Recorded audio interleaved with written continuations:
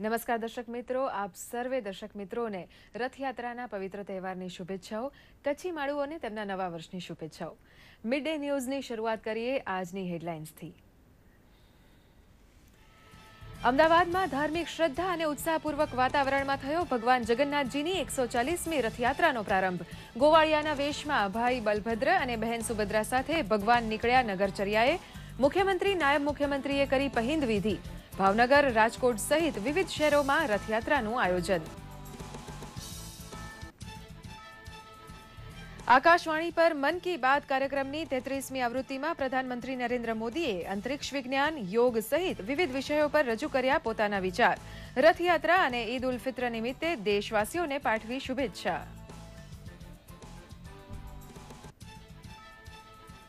પોર્ટુગલના સફળ પ્રવાસ પછી પ્રધાનમંત્રી નરેન્દ્ર મોદી પહોંચ્યા અમેરિકા। વોશિંગ્ટન એરપોર્ટ ખાતે કરાયું ભવ્ય સ્વાગત। પોર્ટુગલ અને ભારત વચ્ચે 9 સમજૂતી પર હસ્તાક્ષર।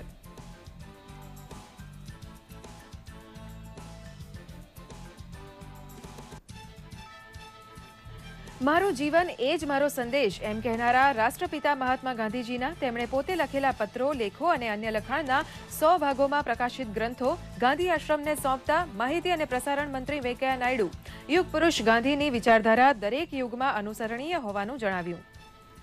પ્રસાર ભારતીના સીઈઓ શશી શેખર વેંપતીએ અમદાવાદ દૂરદર્શન અને આકાશવાણીની લીધી મુલાકાત।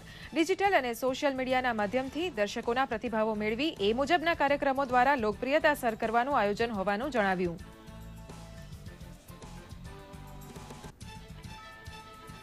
બેડમિન્ટનમાં કે શ્રીકાંત ઓસ્ટ્રેલિયન ઓપન વિજેતા, તો ભારત વેસ્ટ ઇન્ડિઝ વચ્ચેની 5 વનડે શ્રેણીની બીજી મેચ આજે પોર્ટ ઓફ સ્પેનમાં। આઈસીસી મહિલા વિશ્વકપમાં ઇંગ્લેન્ડને હરાવીને ભારતીય મહિલા ટીમની વિજયી શરૂઆત।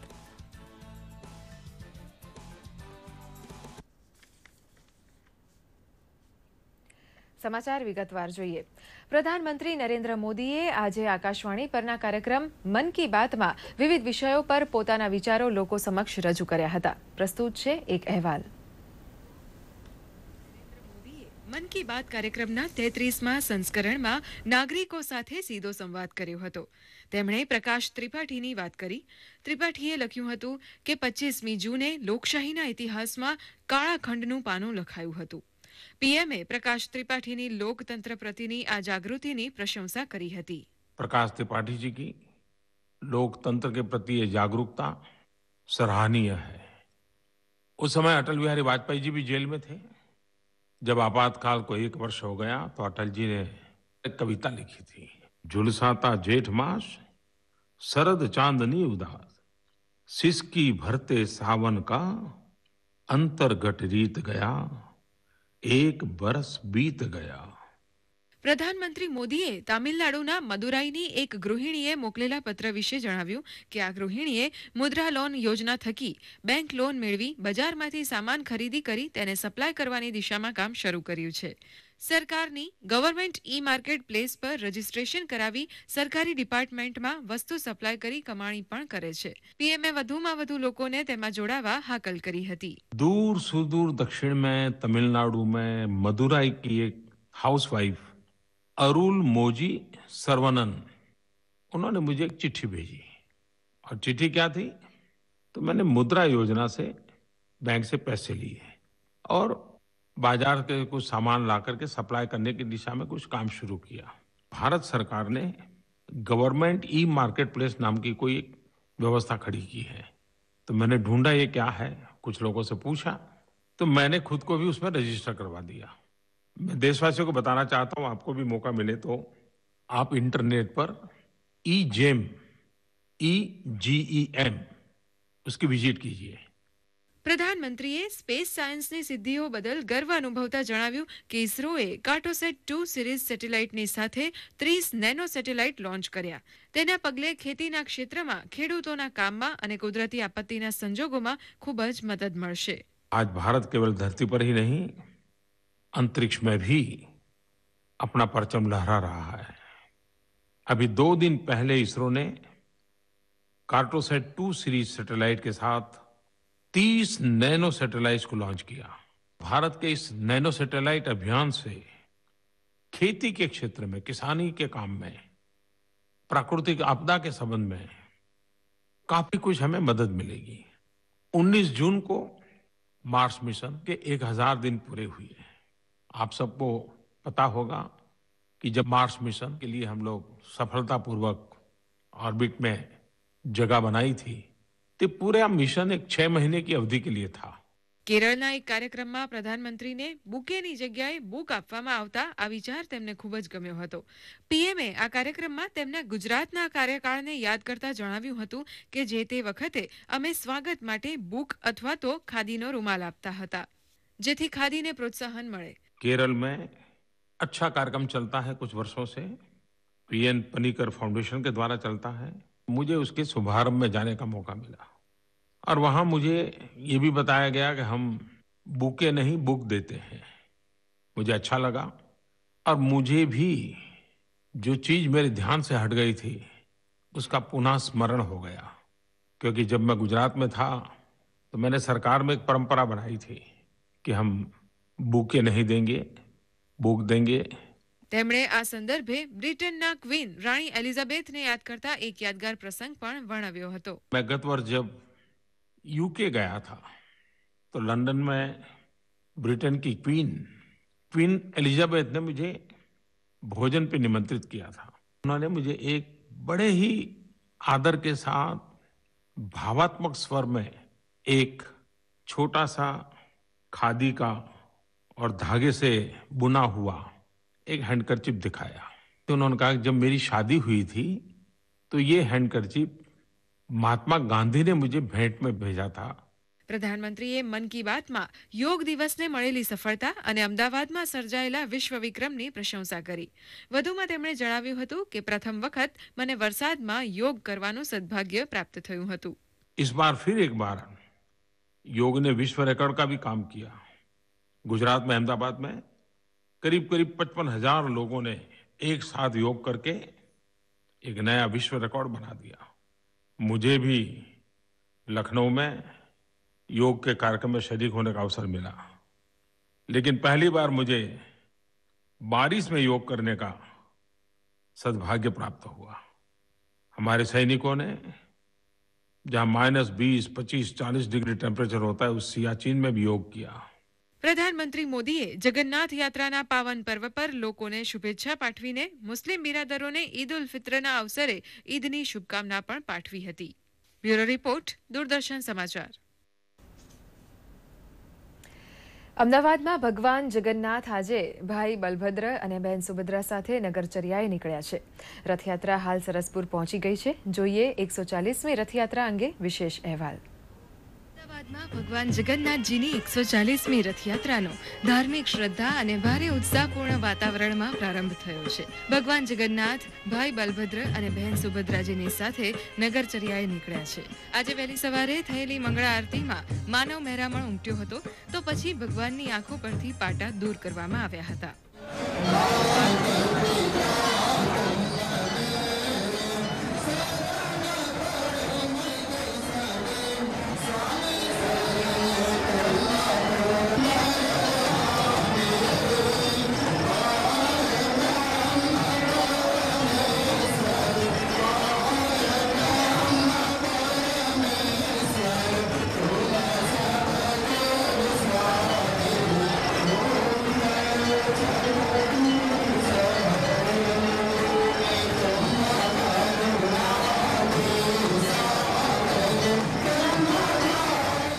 બાદમાં ભગવાન જગન્નાથજીને ખીચડી, ગવારફળી અને કોળાના શાકનો વિશિષ્ટ ભોગ ધરાવાયો હતો.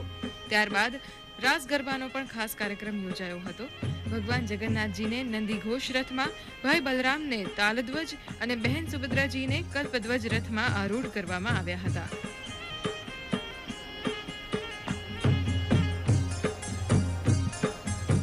મુખ્યમંત્રી વિજયભાઈ રૂપાણી અને નાયબ મુખ્યમંત્રી નીતિનભાઈ પટેલે સોનાની સાવરણીથી માર્ગ સાફ કરીને પહિંદ વિધિ કરી હતી. 2 દાયકા બાદ મુખ્યમંત્રી અને નાયબ મુખ્યમંત્રી દ્વારા પહિંદ વિધિ કરાઈ હતી. સુવર્ણ સલાકા બંને મુખ્યમંત્રીના જગન્નાથપુરીની એક આગવી પરંપરા કે જેનાથી અહીંયા માર્ગની પ્રશસ્ત થાય છે અને હવે શ્રીફળ અર્પણ કરી અને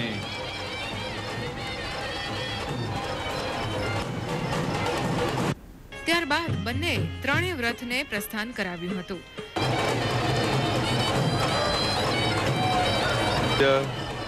અને પ્રજાનું અભિવાદન ઝીલતા એ આપણા વર્તમાન મુખ્યમંત્રી શ્રી વિજયભાઈ રૂપાણી સાથે નીતિનભાઈ પટેલ જેવું હરપળ ભીના થાવા જેવું મૌન થયું છે ગાવા જેવું હરપળ ભીના થાવા જેવું એક એક છે સૂર અનોખો એક એક છે સૂર અનોખો ભીતર વાગે પાવા જેવું વંદન. અને જુઓ સુભદ્રાજીનો આ રથ એ પણ જગન્નાથજીના રથની બરાબર પાછળ પાછળ એ જ રીતે આગળ ધપી રહ્યો છે. બળનું પ્રતીક એવા બળભદ્ર. તો આવો સાક્ષાત બલને નિર્બલ કે બલરામને આપણે સૌ એ જ ઉમળકાથી વંદન કરીએ. નિજ મંદિરેથી શણગારેલા 19 ગજરાજોની આગેવાનીમાં રથયાત્રા તેના નિર્ધારિત રૂટ પર આગળ વધી હતી. તેમાં ગજરાજો ઉપરાંત વિવિધ ટેબ્લો સાથે 101 ટ્રકો, 18 ભજન મંડળીઓ, 30 અખાડા તેમજ સાધુ સંતો સહિત મોટી સંખ્યામાં ભક્તો ઉમટ્યા હતા.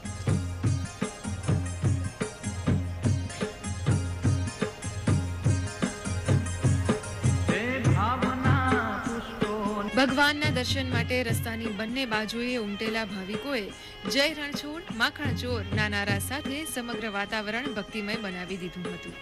આ વખતે 30,000 કિલો મગ, 500 કિલો જાંબુ, 300 કિલો કેરી, 400 કિલો કાકડી દાડમના પ્રસાદનું વિતરણ કરાશે.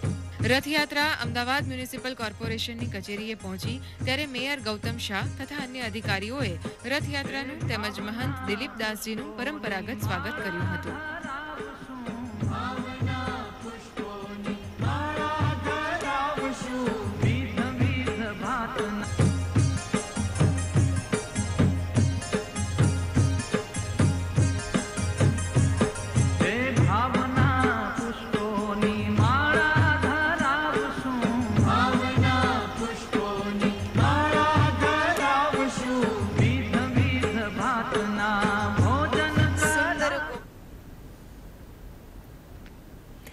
દર્શક મિત્રો, હાલ રથયાત્રા સરસપુર કે જે ભગવાનનું મોસાળ છે ત્યાં પહોંચી ચૂકી છે. ચાલો નિહાળીએ જીવંત પ્રસારણ.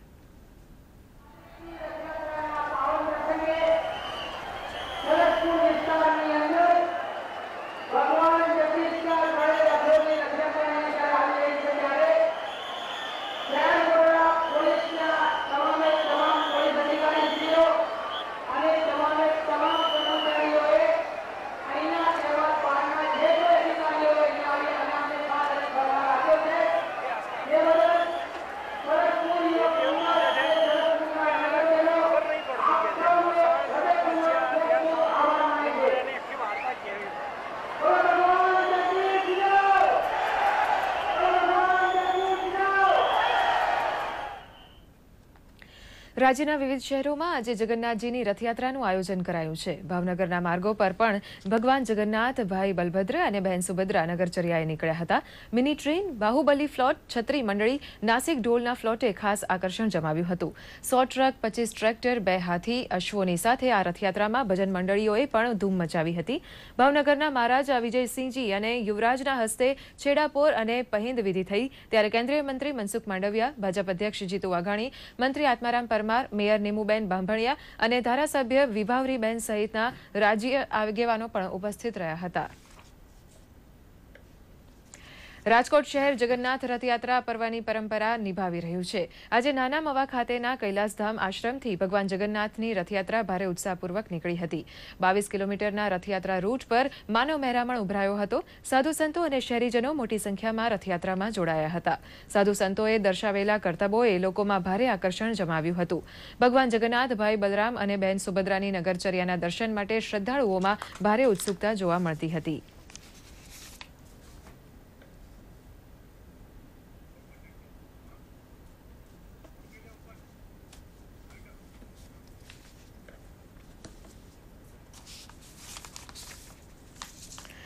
ભારતના બેડમિન્ટન ખેલાડી કે શ્રીકાંતે પુરુષ એકલ ફાઇનલમાં ચીની ખેલાડીને પરાજિત કરીને ઓસ્ટ્રેલિયન ઓપનનો ખિતાબ જીતી લીધો હતો. 40 મિનિટ સુધી ચાલેલી મેચમાં શ્રીકાંતે 22-20, 21-16થી ચીનના ખેલાડી ચેન લાંગને શિકસ્ત આપી હતી. છેલ્લા 2 મહિનાથી શ્રીકાંતને દેખાવ સારો રહ્યો છે. એક સપ્તાહ પહેલા શ્રીકાંત ઇન્ડોનેશિયા ઓપન જીતનાર પ્રથમ ભારતીય ખેલાડી પણ બની રહ્યા હતા. ભારત અને વેસ્ટ ઇન્ડિઝ વચ્ચે 5 વનડેની શ્રેણીની બીજી મેચ આજે પોર્ટ ઓફ સ્પેનમાં રમાશે. પહેલી મેચ વરસાદી વિઘ્નને કારણે રદ થતાં બંને ટીમ બીજી મેચમાં જીત મેળવવાની એકબીજાને દબાણમાં લાવવા મેદાનમાં ઉતરશે. દરમિયાન આઈસીસી મહિલા વિશ્વકપમાં ભારતે ઇંગ્લેન્ડ સામેના શાનદાર વિજય સાથે શરૂઆત કરી છે. બ્રિસ્ટોલમાં રમાયેલા પ્રથમ મુકાબલામાં ભારતીય મહિલા ટીમે ઇંગ્લેન્ડને 35 રને પરાજય આપ્યો હતો. ભારત તરફથી દીપ્તિ શર્માને 3 અને શિખા પાંડેને 2 વિકેટ લેવામાં સફળતા મળી હતી. અને હવે જોઈએ સોશિયલ મીડિયામાં ટ્રેન્ડ થયેલા કેટલાક સમાચારોનો અમારો ખાસ રિપોર્ટ સોશિયલ કનેક્ટ.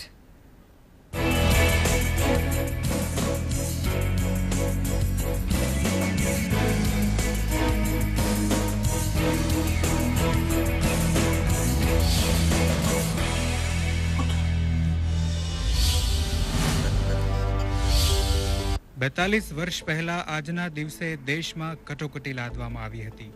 આ ઇતિહાસને યાદ કરતા ભાજપના રાષ્ટ્રીય અધ્યક્ષ અમિત શાહે ટ્વીટ કર્યું છે. સાથે હજારો લોકોએ સોશિયલ મીડિયામાં આ વિશે ચર્ચા કરી છે. તો ટ્વિટર પર #ડાર્ક ડે ઇમરજન્સી ટ્રેન્ડ થયું છે.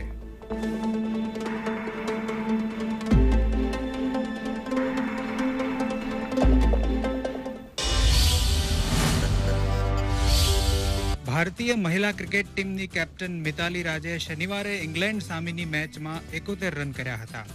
આ સાથે તેઓ સતત 750 ફટકારનારા પહેલા મહિલા ક્રિકેટર બન્યા છે. આથી તેઓ ટ્વિટર પર ચર્ચાયા છે અને #મિતાલીરાજ ટ્રેન્ડ થયું છે. તેમજ ક્રિકેટર વિરેન્દ્ર સહેવાગ, શિખર ધવન, સુરેશ રૈનાએ મહિલા ક્રિકેટ ટીમને ઇંગ્લેન્ડ સામેના વિજય બદલ શુભેચ્છા પાઠવી છે. ભારતીય ક્રિકેટ ઇતિહાસમાં આજનો દિવસ ખૂબ જ મહત્વપૂર્ણ છે, કેમ કે 25 જૂન 1983ના રોજ કપિલ દેવના નેતૃત્વમાં આપણે વિશ્વ કપ ક્રિકેટમાં વિજયી બન્યા હતા. બીસીસીઆઈએ ટ્વીટ કરી કપિલ દેવની ટ્રોફી સાથેની આ તસવીર શેર કરી છે. आजादी चाहिए तो उसकी कीमत खून देके चुकानी होगी. तुम मुझे खून दो, मैं तुम्हें आजादी दूंगा. આ છે નિર્દેશક દિગ્માંશુ ધુલિયાની ફિલ્મ રાગ દેશનું ટીઝર. સુભાષચંદ્ર બોઝની આઝાદ હિન્દ સેના સાથે જોડાયેલી એક કથા પર આધારિત આ ફિલ્મનું ટ્રેલર સંસદ ભવનમાં રિલીઝ કરવામાં આવશે. ફિલ્મ રાગ દેશ 28મી જુલાઈએ રિલીઝ થશે.